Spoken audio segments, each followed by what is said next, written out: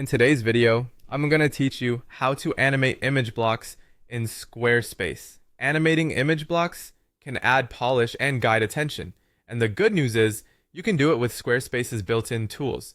The exact labels you see can vary a bit between versions 7.0 and 7.1, but the workflow is the same, and I'll walk you through it clearly so you can get smooth, consistent results.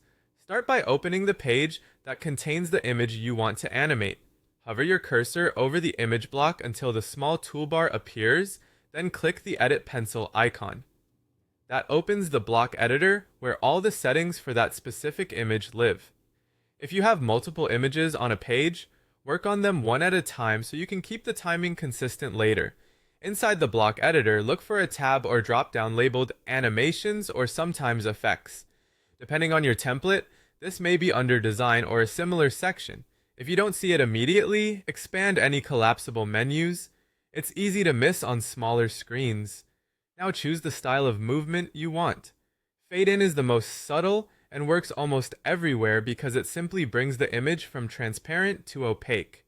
Slide in lets you introduce the image from the left, right, up, or down, which is great for creating directional flow in a layout.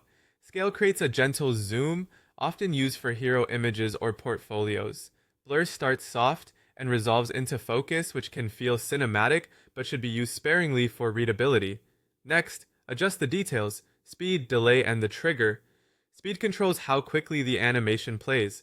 Faster feels snappier, slower feels more elegant.